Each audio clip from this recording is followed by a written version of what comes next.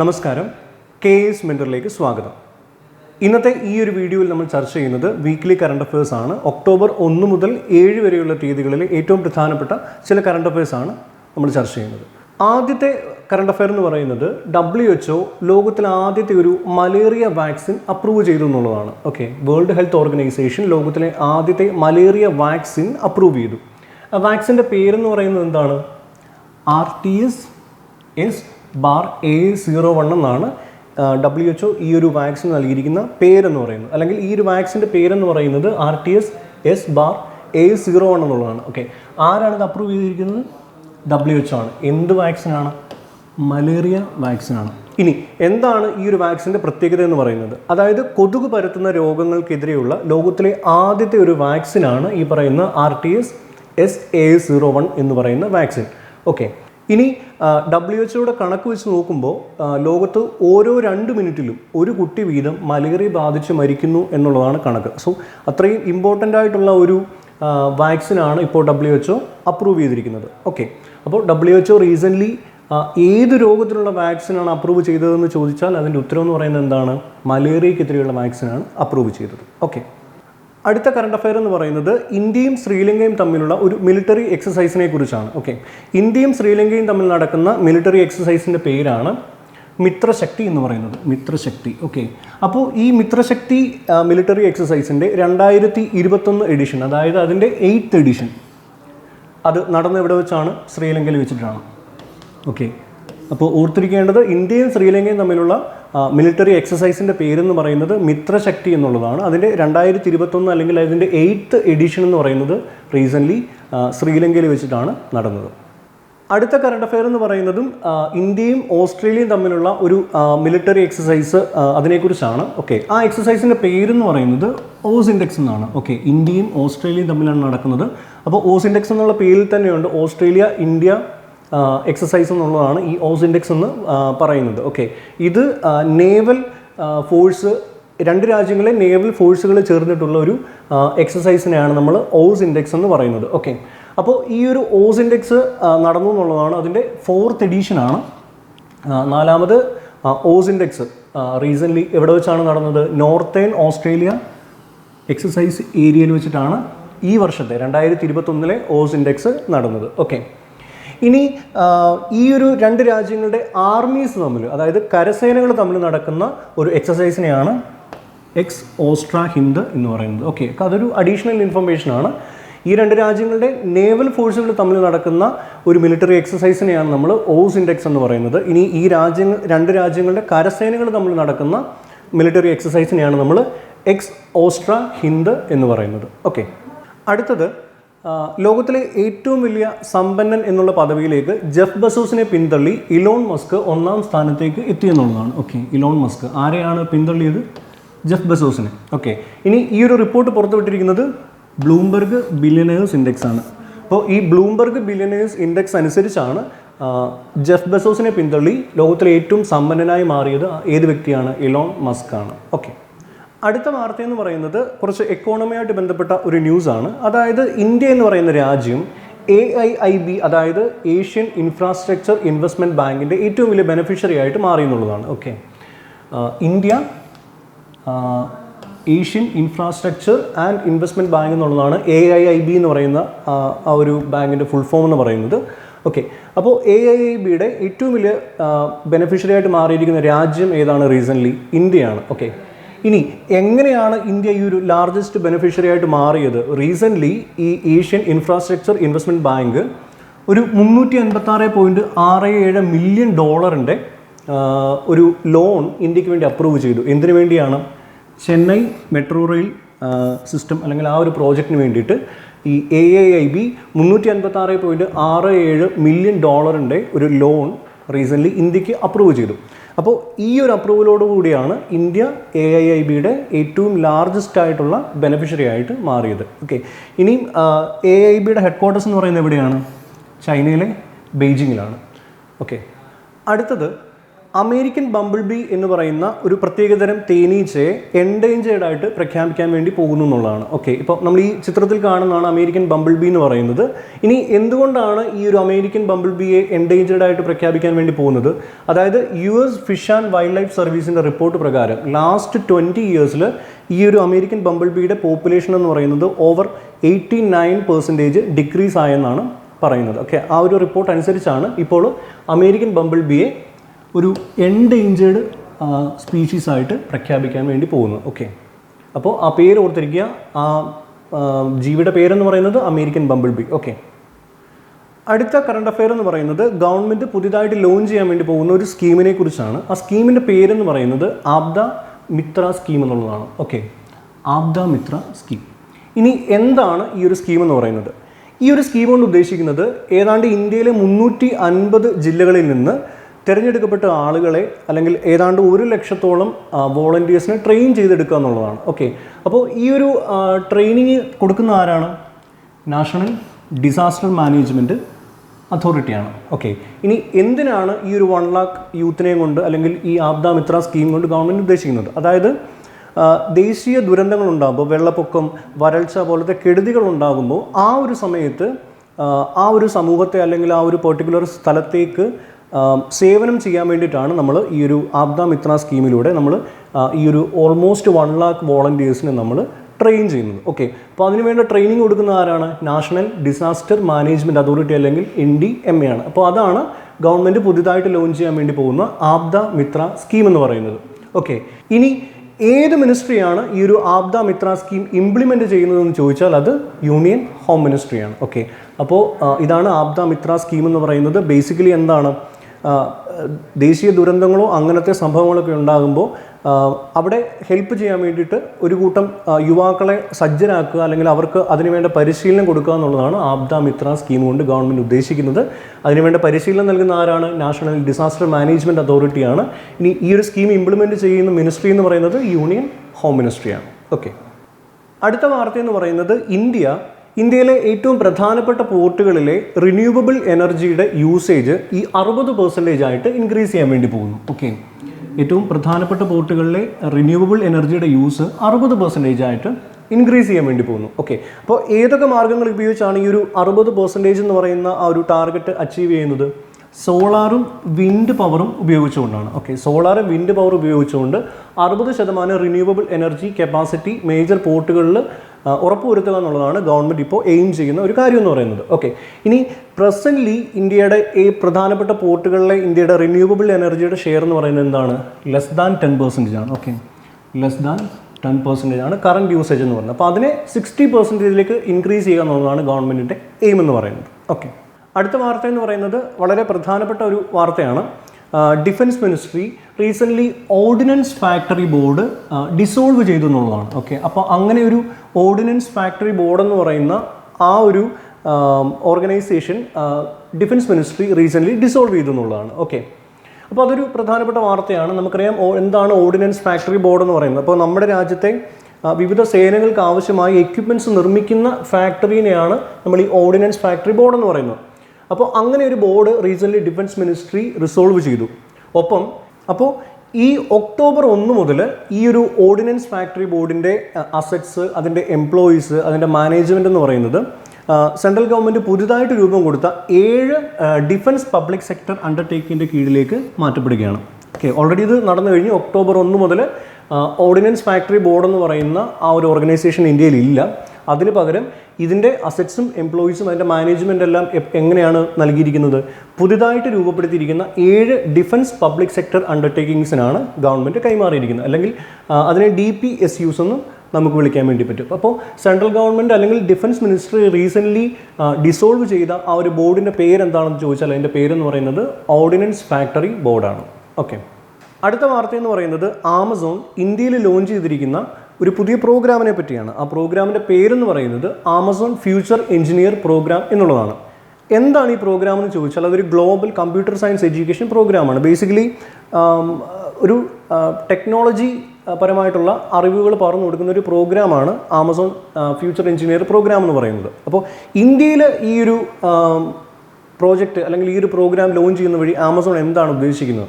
അതായത് ഇന്ത്യയിലെ 7 സംസ്ഥാനങ്ങളിൽ നിന്ന്, ആ സംസ്ഥാനങ്ങളിലുള്ള ഏതാണ്ട് 900 ഗവൺമെൻറ്റും എയ്ഡഡും അടങ്ങുന്ന സ്കൂളുകളിൽ പഠിക്കുന്ന 100,000 സ്റ്റുഡൻസിനാണ് ആമസോൺ ഫ്യൂച്ചർ എഞ്ചിനീയറിംഗ് പ്രോഗ്രാം വഴിയിട്ട് ആമസോൺ അവരുടെ ഈ ഒരു എഡ്യൂക്കേഷൻ പ്രോഗ്രാം കണ്ടക്ട് ചെയ്യാൻ വേണ്ടി ഉദ്ദേശിക്കുന്നത്. ഓക്കെ, അപ്പോൾ ആ പ്രോഗ്രാമിൻ്റെ പേര് ആമസോൺ ഫ്യൂച്ചർ എഞ്ചിനീയറിംഗ് പ്രോഗ്രാം എന്നാണ്. ഇന്ത്യയിലാണ് ലോഞ്ച് ചെയ്തിരിക്കുന്നത്. ഗ്ലോബൽ കമ്പ്യൂട്ടർ സയൻസ് എഡ്യൂക്കേഷൻ പ്രോഗ്രാമാണ്. ഇന്ത്യയിൽ നിന്നുള്ള 100,000 സ്റ്റുഡൻസിനാണ്. ഓക്കെ, 7 സംസ്ഥാനങ്ങളിൽ നിന്നുള്ള 900 ഗവൺമെൻറ് ആൻഡ് എയ്ഡഡ് സ്കൂളുകളിൽ പഠിക്കുന്ന 100,000 സ്റ്റുഡൻസിനാണ് ഈ ഒരു പ്രോഗ്രാം വഴി ഈ ഒരു എഡ്യൂക്കേഷൻ പ്രോഗ്രാം നൽകാൻ വേണ്ടി ആമസോൺ ഉദ്ദേശിക്കുന്നത്. ഓക്കെ, അടുത്ത വാർത്ത എന്ന് പറയുന്നത് ഗവൺമെൻറ്റിൻ്റെ ഒരു സ്കീമിനെ പറ്റി തന്നെയാണ്. ആ സ്കീമിൻ്റെ പേരെന്ന് പറയുന്നത് PM പോഷൻ എന്ന് പറയുന്ന സ്കീമാണ്. അപ്പോൾ അതിനെപ്പറ്റിയുള്ള കറണ്ടായിട്ടുള്ള വാർത്ത എന്താണെന്ന് പറഞ്ഞാൽ ഈ PM പോഷൻ എന്ന് പറയുന്ന പദ്ധതി കണ്ടിന്യൂ ചെയ്യാൻ വേണ്ടി സെൻട്രൽ ഗവൺമെൻറ് തീരുമാനിച്ചു എന്നുള്ളതാണ്. ഓക്കെ, അടുത്ത 5 വർഷത്തേക്ക്, അതായത് 2021-22 മുതൽ 2025-26 വരെയുള്ള കാലയളവിലേക്ക് ഈ ഒരു PM പോഷൻ എന്ന് പറയുന്ന ഈ ഒരു പ്രോഗ്രാം റൺ ചെയ്യാൻ വേണ്ടിയിട്ട് സെൻട്രൽ ഗവൺമെൻറ് തീരുമാനിച്ചു എന്നുള്ളതാണ്. ഓക്കെ, അപ്പോൾ ഈ PM പോഷൻ്റെ ഈ ഒരു പുതിയ ഫേസിൽ, ഈ 5 വർഷത്തെ ഫേസിൽ ഏതാണ്ട് 11.80 കോടി സ്റ്റുഡൻസിനെയാണ്, അതായത് 11.20 ലക്ഷം സ്കൂളുകളിൽ പഠിക്കുന്ന 11.8 കോടി സ്റ്റുഡൻസിനാണ് ഈ ഒരു PM പോഷൻ പദ്ധതി വഴി അതിൻ്റെ ബെനിഫിറ്റ് ലഭിക്കാൻ വേണ്ടി പോകുന്നത്. ഇനി PM പോഷൻ എന്ന് പറയുന്ന പദ്ധതി എന്ന് പറയുന്നത് എന്താണ്? നേരത്തെ നമ്മുടെ സ്കൂളുകളിലുണ്ടായിരുന്ന മിഡ് ഡേ മീൽ സ്കീം എന്ന് പറയുന്ന ഒരു പദ്ധതിയുടെ റീവാംഡ് വേർഷനാണ് ഈ PM പോഷൻ എന്ന് പറയുന്നത്. അപ്പോൾ ഈ PM പോഷൻ എന്ന് പറഞ്ഞ അപ്പോൾ ഈ PM പോഷൻ എന്ന് പറയുന്ന സ്കീം സ്കൂളുകളിൽ കണ്ടിന്യൂ ചെയ്യാൻ വേണ്ടിയിട്ട് സെൻട്രൽ ഗവൺമെൻറ് റീസെൻ്റ്ലി തീരുമാനിച്ചു എന്നുള്ളതാണ് ഏറ്റവും പുതിയതായിട്ടുള്ള വാർത്ത. ഓക്കെ, അടുത്തതും സെൻട്രൽ ഗവൺമെൻറ്റിൻ്റെ union labour and employment ministry പുറത്തിറക്കിയിരിക്കുന്ന ഒരു പുതിയ സ്കീമിനെ പറ്റി തന്നെയാണ്. ആ സ്കീമിൻ്റെ പേരെന്ന് പറയുന്നത് ഡിജി സാക്ഷൻ പ്രോഗ്രാം എന്നുള്ളതാണ്. ഓക്കെ, ആരാണ് ലോഞ്ച് ചെയ്തിരിക്കുന്നത്? യൂണിയൻ ലേബർ ആൻഡ് എംപ്ലോയ്മെൻറ്റ് മിനിസ്ട്രിയാണ് ഈ ഒരു ഡിജി സാക്ഷൻ പ്രോഗ്രാം ലോഞ്ച് ചെയ്തിരിക്കുന്നത്. ഇനി എന്താണ് ഈ ഡിജി സാക്ഷൻ പ്രോഗ്രാം എന്ന് പറയുന്നത്? ഇതൊരു ഡിജിറ്റൽ സ്കിൽസ് പ്രോഗ്രാമാണ്. അപ്പോൾ ഈ ഒരു സ്കീം കൊണ്ട് നമ്മുടെ സെൻട്രൽ ഗവൺമെൻറ് അല്ലെങ്കിൽ ഈ ഒരു ലേബർ ആൻഡ് എംപ്ലോയ്മെൻറ്റ് മിനിസ്ട്രി ഉദ്ദേശിക്കുന്നത് നമ്മുടെ യൂത്തിൻ്റെ ഇടയിൽ അവരുടെ ഡിജിറ്റൽ സ്കിൽസിനെ എൻഹാൻസ് ചെയ്തുകൊണ്ട് അവരുടെ എംപ്ലോയബിലിറ്റി വർദ്ധിപ്പിക്കുക എന്നുള്ളതാണ് ഈ ഒരു ഡിജി സാക്ഷൻ പ്രോഗ്രാം കൊണ്ട് ഗവൺമെൻറ് എയിം ചെയ്യുന്നത്. ഓക്കെ, ഇനി ഇതൊരു ജോയിൻറ്റ് ഇനിഷ്യേറ്റീവാണ്. അതിൽ ആരൊക്കെയാണ് ജോയിൻറ്റ് ഇനിഷ്യേറ്റീവ്? ഒന്ന് മൈക്രോസോഫ്റ്റ് ഇന്ത്യയും അതുപോലെ മിനിസ്ട്രി ഓഫ് ലേബർ ആൻഡ് എംപ്ലോയ്മെൻറ്റും ചേർന്നിട്ടാണ് ഈ ഒരു ഡിജി സാക്ഷൻ പ്രോഗ്രാം ലോഞ്ച് ചെയ്തിരിക്കുന്നത്. ഓക്കെ, അപ്പോൾ ഇതിൽ മൈക്രോസോഫ്റ്റ് ഇന്ത്യ എന്നുള്ള കാര്യം നിങ്ങൾ ഓർത്തിരിക്കുക. ഡിജി സാക്ഷൻ പ്രോഗ്രാമിൻ്റെ ഇനിഷ്യേറ്റീവിൽ പങ്കാളികളായിരിക്കുന്ന ആ ഒരു ടെക്നോളജി കമ്പനി ഏതാണെന്ന് ചോദിച്ചാൽ അത് മൈക്രോസോഫ്റ്റ് ഇന്ത്യയാണ്. ഓക്കെ, അപ്പോൾ ഇതാണ് ഡിജി സാക്ഷം എന്ന് പറയുന്ന പ്രോഗ്രാം. അതൊരു ഡിജിറ്റൽ സ്കിൽസ് പ്രോഗ്രാമാണ് ഡിജി സാക്ഷം എന്ന് പറയുന്നത്. ഓക്കെ, അടുത്ത വാർത്ത എന്ന് പറയുന്നത് പ്രധാനമന്ത്രി നരേന്ദ്രമോദി 2 പുതിയ സ്കീംസ് ലോഞ്ച് ചെയ്തു. ഓക്കെ, അത് പുതിയ സ്കീംസ് അല്ല, ഓൾറെഡി എക്സിസ്റ്റിംഗ് ആയിട്ടുള്ള 2 സ്കീംസിൻ്റെ ഏറ്റവും പുതിയ വേർഷൻസ് ആണ് ഇപ്പോൾ പ്രധാനമന്ത്രി റീസെൻ്റ്ലി ലോഞ്ച് ചെയ്തിരിക്കുന്നത്. ഇനി ഏതൊക്കെയാണ് ആ പ്രോഗ്രാംസ് എന്ന് പറയുന്നത്? സ്വച്ഛ് ഭാരത് മിഷൻ അർബൻ 2.0 അതുപോലെ അമൃത് 2.0. ഓക്കെ, ഇനി സ്വച്ഛ് ഭാരത് മിഷൻ നമുക്ക് എല്ലാവർക്കും എന്താണെന്നറിയാം. അതിൻ്റെ അർബൻ വേർഷൻ 2.0 എന്ന് പറയുന്ന ആ ഒരു സ്കീമാണ് ആദ്യമായിട്ട് ലോഞ്ച് ചെയ്തത്. രണ്ടാമതെന്ന് പറയുന്നത് അമൃത് 2.0. ഓക്കെ, ഈ അമൃത് 2.0യുടെ എക്സ്പാൻഷൻ എന്ന് പറയുന്നത് Atal mission four rejuvenation and urban transformation എന്നുള്ളതാണ് 2.0 അല്ലെങ്കിൽ അമൃത് 2.0. ഇവിടെ സ്പെല്ലിംഗ് മിസ്റ്റേക്കാണ്, ഇത് 6 ആണ് കേട്ടോ. അപ്പോൾ Atal mission four rejuvenation and urban transformation 2.0 അല്ലെങ്കിൽ അമൃത് 2.0 ഇതാണ് ഈ ഒരു അമൃത് 2.0യുടെ ആ ഒരു എക്സ്പാൻഷൻ എന്ന് പറയുന്നത്. ഇനി ഈ സ്വച്ഛ് ഭാരത് മിഷൻ 2.0 അല്ലെങ്കിൽ SBM U 2.0 കൊണ്ട് എന്താണ് ഗവൺമെൻറ് ഉദ്ദേശിക്കുന്നത്? Make all cities garbage free, സിറ്റികളെ മാലിന്യ വിമുക്തമാക്കുക എന്നുള്ളതാണ് SBM U 2.0 അല്ലെങ്കിൽ സ്വച്ഛ് ഭാരത് മിഷൻ അർബൻ 2.0 കൊണ്ട് ഗവൺമെൻറ് ഉദ്ദേശിക്കുന്നത്. ഇനി ഈ അമൃത് 2.0 കൊണ്ട് ഗവൺമെൻറ് എന്താണ് ഉദ്ദേശിക്കുന്നത്? സിറ്റീസിനെ സെൽഫ് റിലയൻ്റ് ആക്കുക എന്നുള്ളതാണ്. ഓക്കെ, രണ്ട് പർപ്പസാണ്. ഈ അമൃത് 2.0 കൊണ്ട് ഗവൺമെൻറ് ഉദ്ദേശിക്കുന്നത് സിറ്റീസിനെ സെൽഫ് റിലയൻ്റ് ആക്കുക, അതുപോലെ Swachh Bharat mission urban 2.0 scheme കൊണ്ട് ഗവൺമെൻറ് ഉദ്ദേശിക്കുന്നത് സിറ്റീസിനെ ഗാർബേജ് ഫ്രീ ആക്കുക എന്നുള്ളതാണ്. അപ്പോൾ ഈ ഒരു 2 സ്കീംസ് ഓർത്തിരിക്കുക, സ്വച്ഛ് ഭാരത് മിഷൻ അർബൻ 2.0 അതുപോലെ അമൃത് 2.0.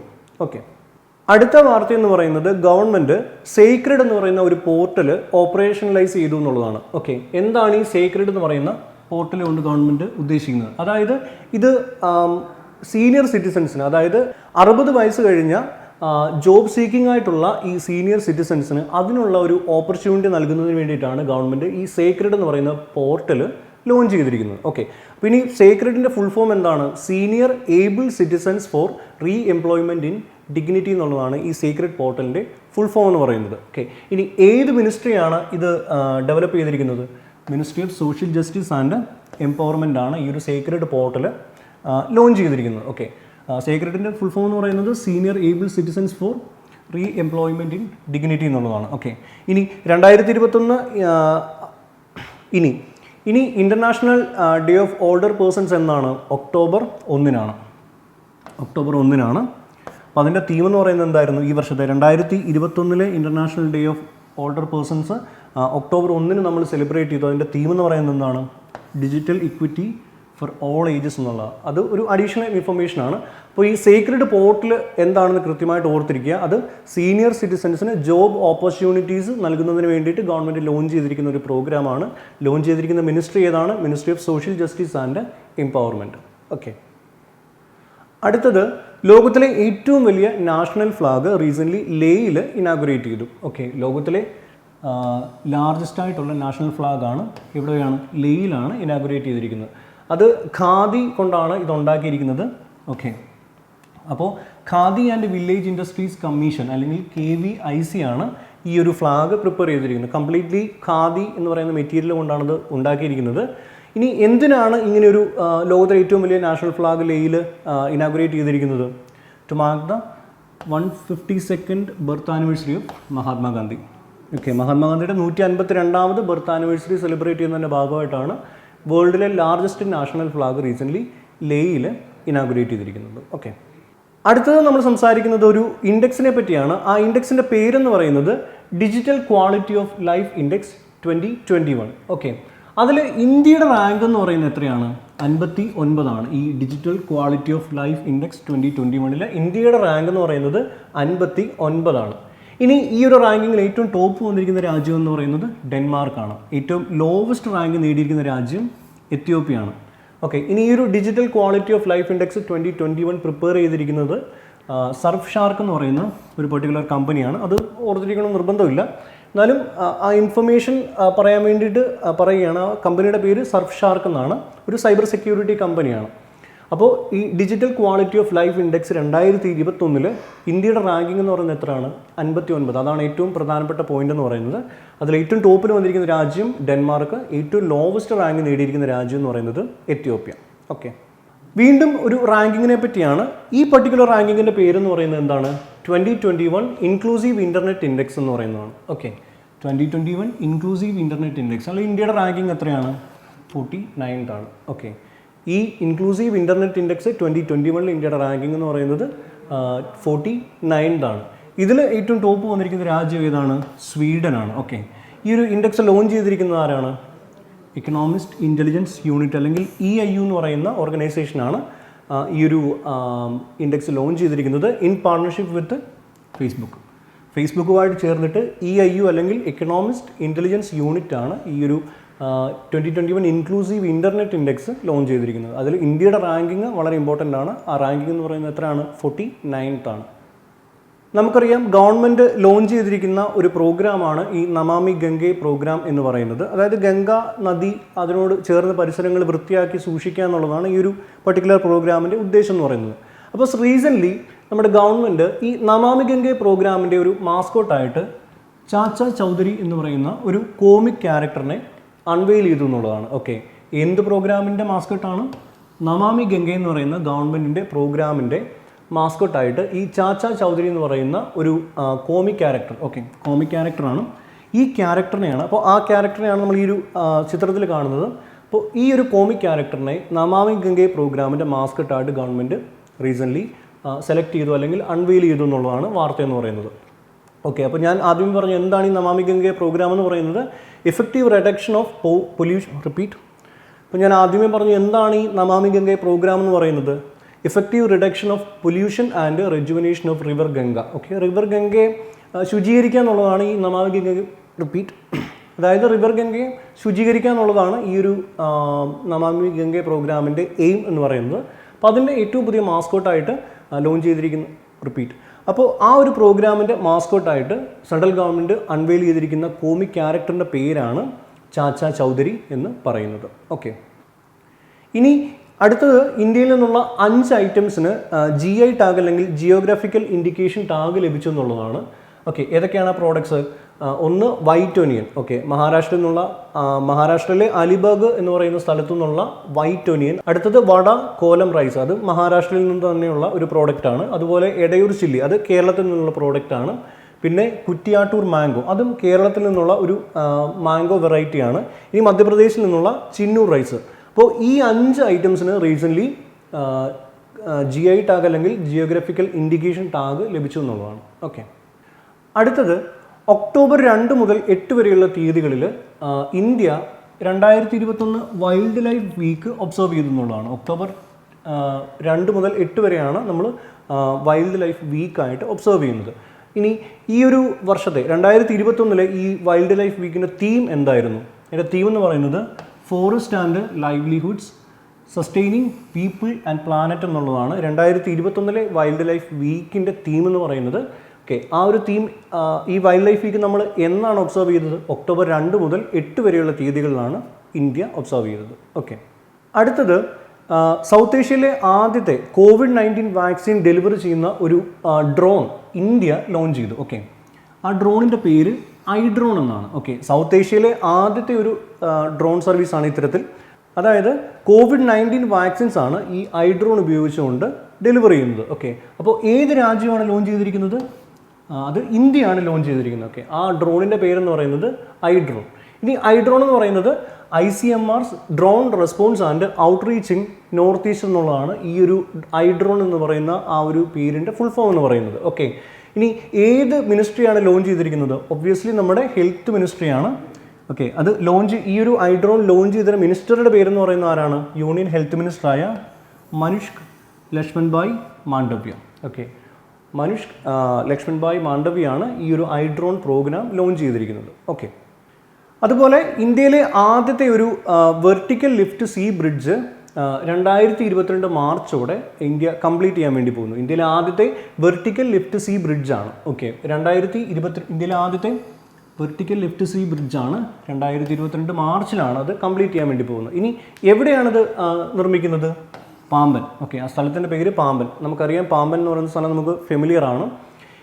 ഈ ഒരു പാമ്പൻ എന്ന് പറയുന്ന സ്ഥലം എന്തിനെയാണ് കണക്ട് ചെയ്യുന്നത്? രാമേശ്വരത്തെ തമിഴ്നാട് മെയിൻ ലാൻഡുമായിട്ട് കണക്ട് ചെയ്യുന്ന ആ ഒരു ബ്രിഡ്ജിനെയാണ് നമ്മൾ ഈ പാമ്പൻ എന്ന് പറയുന്നത്. ഓക്കെ, ഇനി ഈ പുതിയ വെർട്ടിക്കൽ ലിഫ്റ്റ് സീ ബ്രിഡ്ജിൻ്റെ ടോട്ടൽ ലെങ്ത് എന്ന് പറയുന്നത് എത്രയാണ്? 2.5 കിലോമീറ്റേഴ്സ് ആണ്. ഇനി ആരാണ് ഇത് ഡെവലപ്പ് ചെയ്യുന്നത്? ഈ ഒരു ബ്രിഡ്ജ് ഡെവലപ്പ് ചെയ്യുന്നത് റെയിൽവേ വികാസ് നിഗം ലിമിറ്റഡ് അല്ലെങ്കിൽ RVNL ആണ് ഈ ഒരു ഇന്ത്യയിലെ ആദ്യത്തെ വെർട്ടിക്കൽ ലിഫ്റ്റ് സീ ബ്രിഡ്ജ് പാമ്പനിൽ നിർമ്മിക്കാൻ വേണ്ടി പോകുന്നത്. അത് കംപ്ലീറ്റ് ആവുന്നത് 2022 മാർച്ചിൽ അത് കംപ്ലീറ്റ് ആവുമെന്നാണ് ഗവൺമെൻറ് ഇപ്പോൾ പ്രൊക്ലെയിം ചെയ്തിരിക്കുന്നത്. ഓക്കെ, അതുപോലെ ഇന്ത്യയിലെ ആദ്യത്തെ ഒരു rope way public transport system എവിടെയാണ്? ഇന്ത്യയിൽ ആദ്യമായിട്ട് ഉത്തർപ്രദേശിലെ വാരണാസിയിൽ ഡെവലപ്പ് ചെയ്യാൻ വേണ്ടി പോകുന്നു. ഓക്കെ, ഇതാണ് നമ്മൾ ഈ റോപ്പ് വേ ട്രാൻസ്പോർട്ട് എന്ന് പറയുന്ന സിസ്റ്റം നമ്മൾ കണ്ടിട്ടുണ്ട്, നമുക്ക് ഫെമിലിയർ ആണ്.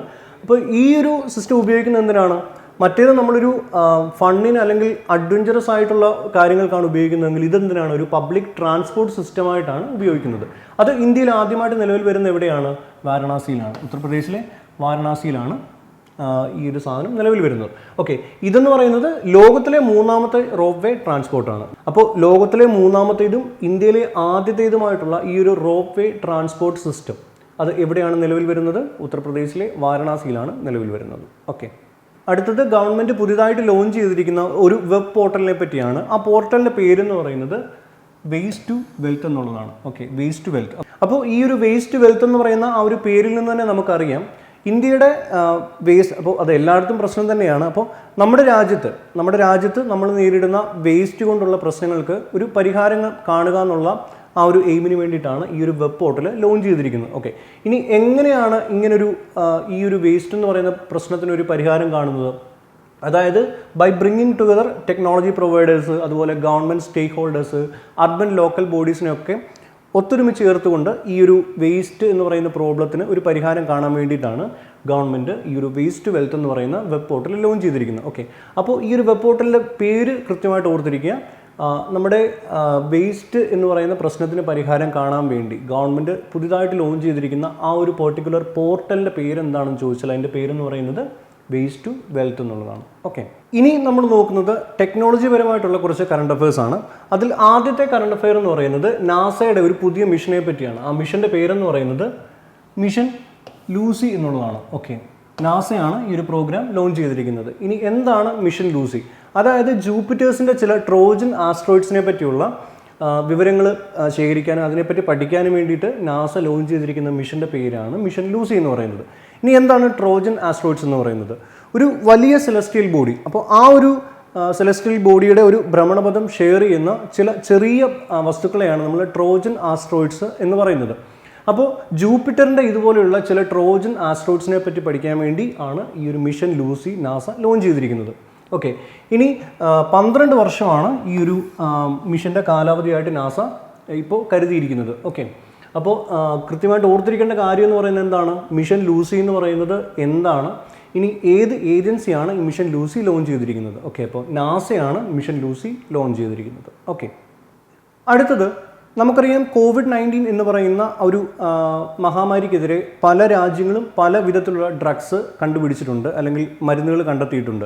അപ്പോൾ ആ കൂട്ടത്തിൽ ഈ COVID-19 എന്ന് പറയുന്ന രോഗത്തിനെതിരെയുള്ള ഏറ്റവും പുതുതായിട്ട് കണ്ടുപിടിച്ചിരിക്കുന്ന ഒരു മരുന്നിൻ്റെ പേരാണ് മോൾനുപിറാവിർ എന്ന് പറയുന്നത്. മോൾനുപിറാവിർ. ഓക്കെ, അപ്പോൾ ആ ഒരു ഡ്രഗിൻ്റെ ഒഫീഷ്യൽ നെയിം എന്ന് പറയുന്നത് എന്താണ്?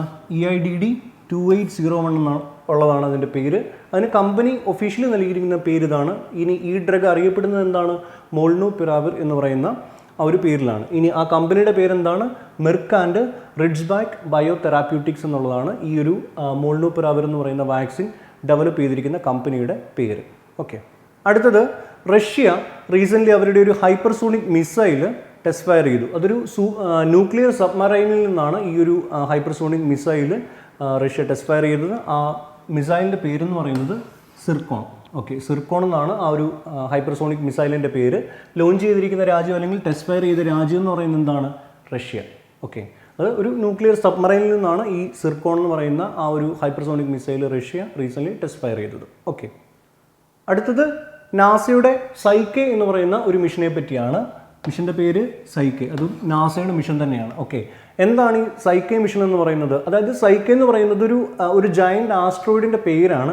അപ്പോൾ ഈ ആസ്ട്രോയിഡിനെ പറ്റി പഠിക്കുക, അതിനെ വിസിറ്റ് ചെയ്യുക എന്നുള്ളതാണ് ഈ സൈക്കെ മിഷൻ കൊണ്ട് നാസ ഉദ്ദേശിക്കുന്നത്. ഓക്കെ, അപ്പോൾ ഈ നാസ വിശ്വസിക്കുന്നത് ഈ ഒരു സൈക്കെ എന്ന് പറയുന്ന ആസ്ട്രോയിഡിനെ പറ്റി പഠിക്കുന്നത് വഴി നമ്മുടെ പ്രപഞ്ചത്തിനെ പറ്റിയുള്ള അല്ലെങ്കിൽ നമ്മുടെ സോളാർ സിസ്റ്റത്തിനെ പറ്റിയുള്ള ഒരുപാട് വിവരങ്ങൾ നമുക്ക്, അതായത് വർഷങ്ങൾക്ക് മുമ്പേ നടന്നുപോയ കുറേ കാര്യങ്ങൾ, അപ്പോൾ അതിൻ്റെ തെളിവുകളുമായിട്ടാണ് ഈ ഒരു സൈക്കെ എന്ന് പറയുന്ന ആസ്ട്രോയിഡ് ഉള്ളത്. അപ്പോൾ അതിനെപ്പറ്റി പഠിക്കുന്നത് വഴി നമുക്ക് ആ വിവരങ്ങൾ അക്വയർ ചെയ്യാൻ പറ്റുമെന്നാണ് നാസ വിശ്വസിക്കുന്നത്. അപ്പോൾ അതുകൊണ്ടാണ് നാസ ഈ സൈക്കെ എന്ന് പറയുന്ന മിഷൻ റീസെൻ്റ്ലി ലോഞ്ച് ചെയ്തിരിക്കുന്നത്. ഓക്കെ, ഇനി ഓഗസ്റ്റ് 2022 ഈ ഒരു സൈക്കെ മിഷൻ ലോഞ്ച് ചെയ്യാൻ വേണ്ടി നാസ ഉദ്ദേശിച്ചിരിക്കുന്നത്. ഓക്കെ, അപ്പോൾ നാസയുടെ നമ്മൾ രണ്ടാമത്തെ ഒരു മിഷനെ പറ്റിയാണ് ഇപ്പോൾ പഠിക്കുന്നത്. നമ്മൾ നേരത്തെ പഠിച്ചത് മിഷൻ ലൂസി, ഈ മിഷൻ്റെ പേര് സൈക്കെ മിഷൻ, അത് കൃത്യമായിട്ട് ഓർത്തിരിക്കുക. ഓക്കെ, അടുത്തത് നാസയുടെ വേറൊരു മിഷനെ പറ്റിയാണ്. ആ മിഷൻ്റെ പേരെന്ന് പറയുന്നത് ഡാർട്ട് എന്നാണ്. ഡാർട്ട് മിഷൻ എന്നാണ് മിഷൻ്റെ പേര്. നാസയാണ് ലോഞ്ച് ചെയ്തിരിക്കുന്നത്. ഇനി എന്താണ് ഈ ഡാർട്ട് എന്ന് പറയുന്ന പ്രോഗ്രാം? ഡാർട്ടിൻ്റെ ഫുൾ ഫോം എന്ന് പറയുന്നത് ഡബിൾ ആസ്ട്രോയിഡ് റീഡയറക്ഷൻ ടെസ്റ്റ് എന്നുള്ളതാണ് ഡാർട്ടിൻ്റെ ഫുൾ ഫോം എന്ന് പറയുന്നത്. അതായത് സിമ്പിളായിട്ട് അത് എന്താണെന്ന് പറഞ്ഞാൽ, നമുക്കറിയാം നമ്മുടെ ഭൂമിക്ക് നേരെ ഒരു ആസ്ട്രോയിഡ് കൊളീഷൻ ഉണ്ടാകാനുള്ള സാധ്യതയുണ്ടെന്ന് നമ്മുടെ ഗവേഷകർ പല കാലങ്ങളായിട്ട് പറഞ്ഞുകൊണ്ടിരിക്കുന്നതാണ്. അപ്പോൾ അതിന് വേണ്ടിയിട്ടുള്ളൊരു തയ്യാറെടുപ്പ് എന്നുള്ള നിലയിലാണ് ഡാർട്ട് മിഷൻ നാസ ലോഞ്ച് ചെയ്തിരിക്കുന്നത്. ഓക്കെ, അപ്പോൾ നമ്മുടെ സമീപ ഭാവിയിൽ ഇങ്ങനെ ഒരു ആസ്ട്രോയിഡ് ഭൂമിയുമായിട്ടുള്ളൊരു കൂട്ടിയിടിക്ക് തയ്യാറായി അങ്ങനെ വരികയാണെങ്കിൽ ഈ ഒരു ആസ്ട്രോയിഡിനെ ഭൂമിയുടെ അന്തരീക്ഷത്തിൽ എത്തുന്നതിന് മുമ്പ് തന്നെ അതിൻ്റെ വഴി തിരിച്ചു വിടുകയോ അല്ലെങ്കിൽ അതിനെ കംപ്ലീറ്റ് ആയിട്ട് തകർത്ത് കളയുകയോ ചെയ്യുക എന്നുള്ളതാണ് ഈ ഒരു ഡാർട്ട് മിഷൻ കൊണ്ട് നാസ ഉദ്ദേശിച്ചിരിക്കുന്നത്. ഓക്കെ, അപ്പോൾ അതിന് വേണ്ടിയിട്ടുള്ള അഡ്വാൻസ്ഡ് ടെക്നോളജീസാണ് ഈ ഒരു ഡാർട്ട് മിഷനിലൂടെ നാസ ഡെവലപ്പ് ചെയ്യുന്നത്. ഓക്കെ, ഇനി ഈ ഒരു ഡാർട്ട് മിഷൻ്റെ ഭാഗമായിട്ടുള്ള സ്പേസ് ക്രാഫ്റ്റ് സ്പേസ് എക്സിൻ്റെ ഫാൽക്കൺ 9 റോക്കറ്റ് ഉപയോഗിച്ചിട്ടായിരിക്കും നാസ ലോഞ്ച് ചെയ്യുന്നത്. ഓക്കെ, അപ്പോൾ ഈ ഒരു ആസ്ട്രോയിഡുമായിട്ടുള്ള ഒരു കൊളീഷൻ നടത്തി ആ ഒരു ആസ്ട്രോയിഡിനെ ഡിസ്ട്രോയ് ചെയ്യുക എന്നുള്ളതാണ് ഈ ഒരു ഡാർട്ട് മിഷൻ്റെ ഉദ്ദേശം എന്ന് പറയുന്നത്. അപ്പോൾ അങ്ങനെയുള്ള ആ ഒരു സ്പേസ് ക്രാഫ്റ്റിനെ സ്പേസ് എക്സിൻ്റെ ഫാൽക്കൺ 9 റോക്കറ്റ് ഉപയോഗിച്ചിട്ടായിരിക്കും നാസ ലോഞ്ച് ചെയ്യാൻ വേണ്ടി പോകുന്നത്. ഓക്കെ, നമ്മൾ ഇപ്പോൾ നാസയുടെ 3ാമത്തെ മിഷനെ പറ്റിയാണ് നമ്മളിപ്പോൾ പഠിച്ചത്. ഒന്ന് മിഷൻ ലൂസി, രണ്ടെന്ന് പറയുന്നത് മിഷൻ സൈക്കെ, ഈ മിഷൻ്റെ പേരെന്ന് പറയുന്നത് മിഷൻ ഡാർട്ട്. ഓക്കെ, അത് കൃത്യമായിട്ട് ഓർത്തിരിക്കുക. ഈ 3 മിഷൻസ് എന്താണെന്ന് മനസ്സിലാക്കി വെക്കുക. ഓക്കെ, അടുത്തത് നമ്മളിനി നോക്കാൻ വേണ്ടി പോകുന്നത് ഗെയിംസുമായിട്ട് ബന്ധപ്പെട്ട ചില കറണ്ട് അഫയേഴ്സ് ആണ്. അതിൽ ആദ്യത്തേതെന്ന് പറയുന്നത് 2022 കോമൺവെൽത്ത് ഗെയിംസിൽ നിന്ന് ഹോക്കി ഇന്ത്യ വിഡ്രോൺ ചെയ്തു എന്നുള്ളതാണ്, due to COVID-19 concern. Okay, COVID-19 കൺസേണിൻ്റെ ഭാഗമായിട്ട് 2022 കോമൺവെൽത്ത് ഗെയിംസിൽ നിന്ന് ഹോക്കി ഇന്ത്യ വിഡ്രോൺ ചെയ്തു. Okay, 2022 Commonwealth Games. ഇനി 2022 ഈ കോമൺവെൽത്ത് ഗെയിംസ് എവിടെ വെച്ചാണ് നടക്കുന്നത്? UK ബർമിംഗ്ഹാമിൽ വെച്ചിട്ടാണ് ഈ ഒരു 2022 കോമൺവെൽത്ത് ഗെയിംസ് നടക്കാൻ വേണ്ടി പോകുന്നത്. ഇനി ആ ഒരു 2022 ഗെയിംസിൻ്റെ തീം എന്താണ്, അല്ലെങ്കിൽ അതിൻ്റെ മോട്ടോ എന്താണ്? ഗെയിംസ് ഫോർ എവരി വൺ എന്നുള്ളതാണ് ഈ ഒരു കോമൺവെൽത്ത് ഗെയിംസിൻ്റെ മോട്ടോ എന്ന് പറയുന്നത്. ഓക്കെ, അടുത്തത് 2021 ഡ്യൂറാൻ കപ്പ് ഫുട്ബോൾ ടൂർണമെൻറ്റ് വിജയിച്ചിരിക്കുന്ന ടീമിൻ്റെ പേരെന്ന് പറയുന്നത് FC ഗോവയാണ്. 2021 ഡ്യൂറാൻ കപ്പ് ഫുട്ബോൾ ടൂർണമെൻറ്റ് വിജയിച്ചിരിക്കുന്നത് FC ഗോവയാണ്. ഓക്കെ, ഇനി ഏത് ടീമിനെയാണ് പരാജയപ്പെടുത്തിയിരിക്കുന്നത്? മുഹമ്മദൻ സ്പോർട്ടിങ്ങിനെ പരാജയപ്പെടുത്തിയിട്ടാണ് FC ഗോവ ഈ ഒരു ഡ്യൂറാൻ കപ്പ് 2021 സ്വന്തമാക്കിയിരിക്കുന്നത്. ഇനി എവിടെ വെച്ചാണ് ഈ ഒരു മത്സരം നടന്നത്? കൊൽക്കത്തയിൽ വെച്ചിട്ട്.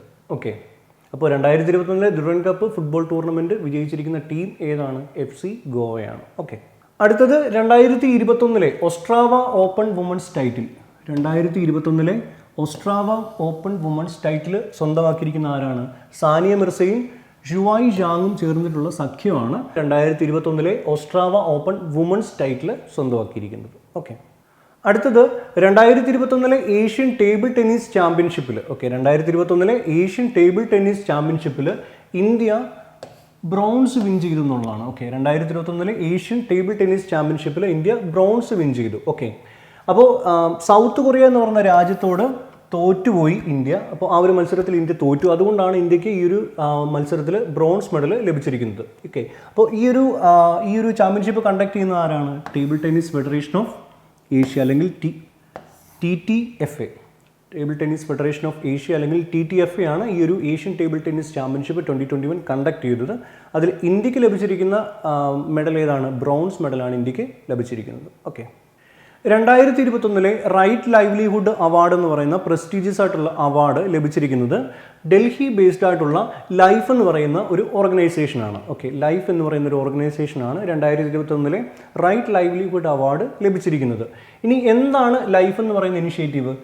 Legal initiative four forest and environment എന്നുള്ളതാണ് ഈ ലൈഫിൻ്റെ ഫുൾ ഫോം എന്ന് പറയുന്നത്. ഞാൻ പറഞ്ഞത് ഡൽഹി ബേസ്ഡ് ആയിട്ടുള്ളൊരു എൻവയോൺമെൻറ്റൽ ഓർഗനൈസേഷനാണ്.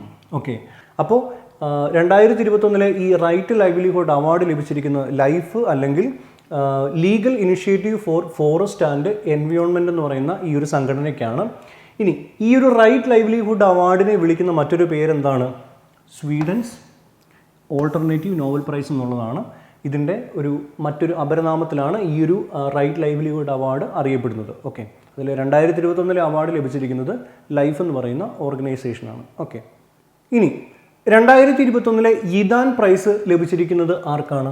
2021 യിദാൻ പ്രൈസ് ലഭിച്ചിരിക്കുന്നത് ഡോക്ടർ രുക്മിണി ബാനർജി എന്ന് പറയുന്ന ആൾക്കാണ് ലഭിച്ചിരിക്കുന്നത്. ഈ ഡോക്ടർ രുക്മിണി ബാനർജി എന്ന് പറയുന്നത് പ്രഥം എഡ്യൂക്കേഷൻ ഫൗണ്ടേഷൻ എന്ന് പറയുന്ന ഒരു ഫൗണ്ടേഷൻ്റെ CEO ആയിട്ട് പ്രവർത്തിക്കുന്ന ആളാണ് ഡോക്ടർ രുക്മിണി ബാനർജി എന്ന് പറയുന്നത്. ഓക്കെ, അപ്പോൾ എഡ്യൂക്കേഷൻ ഡെവലപ്മെൻറ്റ് എന്ന് പറയുന്ന മേഖലയിലാണ് ഡോക്ടർ രുക്മിണി ബാനർജിക്ക് 2021 യിദാൻ പ്രൈസ് ലഭിച്ചിരിക്കുന്നത്. ഓക്കെ, നമ്മൾ NSDL അല്ലെങ്കിൽ നാഷണൽ സെക്യൂരിറ്റീസ് ഡിപ്പോസിറ്ററി ലിമിറ്റഡ് എന്ന് പറയുന്ന സ്ഥാപനത്തെ പറ്റി കേട്ടിട്ടുണ്ട്. നമ്മുടെ സ്റ്റോക്ക് എക്സ്ചേഞ്ചിൻ്റെ ഭാഗമായിട്ട് പ്രവർത്തിക്കുന്ന ഒരു സ്ഥാപനമാണ് ഈ നാഷണൽ സെക്യൂരിറ്റീസ് ഡിപ്പോസിറ്ററി ലിമിറ്റഡ് എന്ന് പറയുന്നത്. അപ്പോൾ ഈ NSDL അല്ലെങ്കിൽ നാഷണൽ സെക്യൂരിറ്റീസ് ഡിപ്പോസിറ്ററി ലിമിറ്റഡിൻ്റെ പുതിയ MD ആൻഡ് CEO ആയിട്ട് അപ്പോയിൻറ്റ് ചെയ്യപ്പെട്ടിരിക്കുന്ന വ്യക്തിയുടെ പേരെന്താണ്? പത്മജ ചന്ദ്രു ആണ് NSDLൻ്റെ പുതിയ MD ആൻഡ് CEO ആയിട്ട് റീസെൻ്റ്ലി അപ്പോയിൻറ്റ് ചെയ്യപ്പെട്ടിരിക്കുന്ന വ്യക്തി എന്ന് പറയുന്നത്. ഓക്കെ, അടുത്തത് 2021 മെഡിസിൻ അല്ലെങ്കിൽ വൈദ്യശാസ്ത്രത്തിനുള്ള നോബൽ സമ്മാനം ലഭിച്ചിരിക്കുന്ന വ്യക്തികൾ ആരൊക്കെയാണ്? 2021 വൈദ്യശാസ്ത്രം അല്ലെങ്കിൽ മെഡിസിൻ എന്ന വിഭാഗത്തിലുള്ള നോബൽ പ്രൈസ് ആരൊക്കെയാണ് ലഭിച്ചിരിക്കുന്നത്? അത് 2 പേർക്കാണ് ഈ വർഷം ലഭിച്ചിട്ടുള്ളത്. അപ്പോൾ അവരുടെ പേരെന്ന് പറയുന്നത് അമേരിക്കൻ സയൻറ്റിസ്റ്റുകളാണ് 2 പേരുടെ. അവരുടെ പേരെന്ന് പറയുന്നത് ഡേവിഡ് ജൂലിയസ്, അതുപോലെ ആർദെ പരാപ്രോഷ്യൻ. ഓക്കെ, ഡേവിഡ് ജൂലിയസും ആർദെ പരാപ്രോഷ്യനുമാണ് ഈ ഒരു 2021 വൈദ്യശാസ്ത്രത്തിനുള്ള നോബൽ പ്രൈസ് ലഭിച്ചിരിക്കുന്നത്. അപ്പോൾ ഇനി അവരുടെ എന്ത് കണ്ടുപിടുത്തത്തിനാണ് ഈ ഒരു നോബൽ പ്രൈസ് അവർക്ക് ലഭിച്ചിരിക്കുന്നത്? അവരുടെ receptors four temperature and touch എന്ന് പറയുന്ന ഒരു പഠനത്തിനാണ് ഈ ഒരു വൈദ്യശാസ്ത്രത്തിലെ 2021 നോബൽ പ്രൈസ് ഇവർക്ക് ലഭിച്ചിരിക്കുന്നത്. ഓക്കെ, അപ്പോൾ ഈ 2 പേരുടെ പേരുകൾ ഓർത്തിരിക്കുക. David Julius and Ardem Patapoutian. ഇത് 2 പേരും അമേരിക്കൻ സയൻറ്റിസ്റ്റുകളാണ്. ഓക്കെ, അമേരിക്കൻ സയൻറ്റിസ്റ്റുകളാണ്. ഓക്കെ, ഇനി ഊർജ്ജതന്ത്രം അല്ലെങ്കിൽ ഫിസിക്സിലുള്ള 2021 നോബൽ പ്രൈസ് ആർക്കൊക്കെയാണ് ലഭിച്ചിരിക്കുന്നത്? ഫിസിക്സിൽ 2021 നോബൽ പ്രൈസ് 3 സയൻറ്റിസ്റ്റുകൾക്കാണ് ലഭിച്ചിരിക്കുന്നത്. ജപ്പാൻ, ജർമ്മനി, ഇറ്റലി എന്ന് പറയുന്ന 3 രാജ്യങ്ങളിൽ നിന്നുള്ള സയൻറ്റിസ്റ്റുകൾക്കാണ് 2021 നോബൽ പ്രൈസ് ഫോർ ഫിസിക്സ് ലഭിച്ചിരിക്കുന്നത്. ഇനി അവരുടെ പേരെന്തൊക്കെയാണ്? ഒന്ന് സിക്കൂറോ മനാബെ, അദ്ദേഹം ജപ്പാനിൽ നിന്നുള്ള സയൻറ്റിസ്റ്റാണ്. അതുപോലെ ക്ലൗസ് ഹസൽമാൻ, ജർമ്മനിയിൽ നിന്നുള്ള സയൻറ്റിസ്റ്റാണ്. അതുപോലെ ജോർജിയോ പരീസി, അദ്ദേഹം ഒരു ഇറ്റാലിയൻ സയൻറ്റിസ്റ്റാണ്. അപ്പോൾ ഈ 3 ആളുകൾക്കാണ് 2021 നോബൽ പ്രൈസ് ഫോർ ഫിസിക്സ് ലഭിച്ചിരിക്കുന്നത്. ഓക്കെ, അതുപോലെ വേൾഡ് ബാങ്കിൻ്റെ ഒരു ആം ആണ് IFC അല്ലെങ്കിൽ ഇൻ്റർനാഷണൽ ഫിനാൻഷ്യൽ കോർപ്പറേഷൻ എന്ന് പറയുന്നത്. വേൾഡ് ബാങ്കിന് നമുക്കറിയാം ഒരുപാട് ആംസ് ഉണ്ട്, ഒരുപാട് ഡിഫറെൻറ്റ് സംഘടനകൾ ചേരുന്നതിനെയാണ് നമ്മൾ വേൾഡ് ബാങ്ക് എന്ന് പറയുന്നത്. IRDB എന്ന് പറയുന്നത് വേൾഡ് ബാങ്കിൻ്റെ മറ്റൊരു ആമാണ്. ഓക്കെ, അപ്പോൾ വേൾഡ് ബാങ്കിൻ്റെ IFC അഥവാ ഇൻ്റർനാഷണൽ ഫിനാൻഷ്യൽ കോർപ്പറേഷൻ്റെ ഇന്ത്യ കൺട്രി ഹെഡായിട്ട് അപ്പോയിൻറ്റ് ചെയ്യപ്പെട്ടിരിക്കുന്ന വ്യക്തി ആരാണ്? Wendy Werner. ഓക്കെ, വെൻഡി വെർണറിനെ ഇൻ്റർനാഷണൽ ഫിനാൻഷ്യൽ കോർപ്പറേഷൻ്റെ ഇന്ത്യ കൺട്രി ഹെഡായിട്ട് റീസെൻ്റ്ലി അപ്പോയിൻറ്റ് ചെയ്തു. ഓക്കെ, അപ്പോൾ IFCയുടെ ഫുൾ ഫോം എന്നാണ് ഇൻ്റർനാഷണൽ ഫൈനാൻഷ്യൽ കോർപ്പറേഷൻ എന്നുള്ളതാണ്. അതിൻ്റെ ഇന്ത്യ കൺട്രി ഹെഡായിട്ട് വെൻഡി വെർണർ എന്ന് പറയുന്ന ആളെ റീസെൻ്റ്ലി അപ്പോയിൻറ്റ് ചെയ്തു എന്നുള്ളതാണ്. ഓക്കെ, അപ്പോൾ ഈ ഒരു വാർത്ത എന്ന് പറയുന്നത് നമ്മുടെ ഈ ഒരു വീഡിയോയിലെ ഏറ്റവും അവസാനത്തെ വാർത്തയാണ്. ആ വാർത്ത എന്ന് പറയുന്നത് എന്താണ്? ടുണീഷ്യയുടെ ആദ്യത്തെ ഫീമെയിൽ പ്രൈം മിനിസ്റ്ററായിട്ട് അപ്പോയിൻറ്റ് ചെയ്യപ്പെട്ടിരിക്കുന്ന അല്ലെങ്കിൽ തിരഞ്ഞെടുക്കപ്പെട്ടിരിക്കുന്ന വ്യക്തി ആരാണ്? അവരുടെ പേരെന്ന് പറയുന്നത് നജ്ല ബൗഡൻ റൊംദാനെ. ഈ നജ്ല ബൗഡൻ റൊംദാനെയാണ് ടുണീഷ്യ എന്ന് പറയുന്ന രാജ്യത്തിൻ്റെ ആദ്യത്തെ ഫീമെയിൽ പ്രൈം മിനിസ്റ്ററായിട്ട് അപ്പോയിൻറ്റ് ചെയ്യപ്പെട്ടിരിക്കുന്ന വ്യക്തി എന്ന് പറയുന്നത്. ഇനി ടുണീഷ്യ എന്ന് പറയുന്ന രാജ്യത്തിൻ്റെ ക്യാപിറ്റലിൻ്റെ പേരെന്ന് പറയുന്നത് എന്താണ്? ടൂണിസ് എന്നുള്ളതാണ് ടുണീഷ്യയുടെ ക്യാപിറ്റൽ എന്ന് പറയുന്നത്. അപ്പോൾ അവിടുത്തെ ആദ്യത്തെ ഫീമെയിൽ പ്രൈം മിനിസ്റ്ററായിട്ട് അപ്പോയിൻറ്റ് ചെയ്യപ്പെട്ടിരിക്കുന്ന വ്യക്തി ആരാണ്? നജ്ല ബൗഡൻ റൊംദാനെ. ഓക്കെ, അപ്പോൾ ഇത്രയും കാര്യങ്ങളാണ് നമുക്ക് ഈ ഒരു ക്ലാസ്സിൽ ചർച്ച ചെയ്യാനുള്ളത്. നമ്മുടെ ഒക്ടോബർ 1 മുതൽ 7 വരെയുള്ള തീയതികളിലെ പ്രധാനപ്പെട്ട കറണ്ട് അഫയേഴ്സ് ആണ് നമ്മൾ ഇന്ന് ചർച്ച ചെയ്തത്. അപ്പോൾ നിങ്ങൾ ഈ കാര്യങ്ങൾ പഠിക്കുക. എന്തെങ്കിലും സംശയങ്ങളുണ്ടെങ്കിൽ നിങ്ങൾ കമൻറ്റ് ബോക്സിൽ ചോദിക്കുക. എന്തെങ്കിലും നിർദ്ദേശങ്ങളുണ്ടെങ്കിൽ നിങ്ങൾ കമൻറ്റ് ബോക്സിൽ കമൻറ്റ് ചെയ്യുക. അപ്പോൾ നമുക്ക് അടുത്തൊരു വീഡിയോയുമായിട്ട് അടുത്ത ആഴ്ച കാണാം. നന്ദി.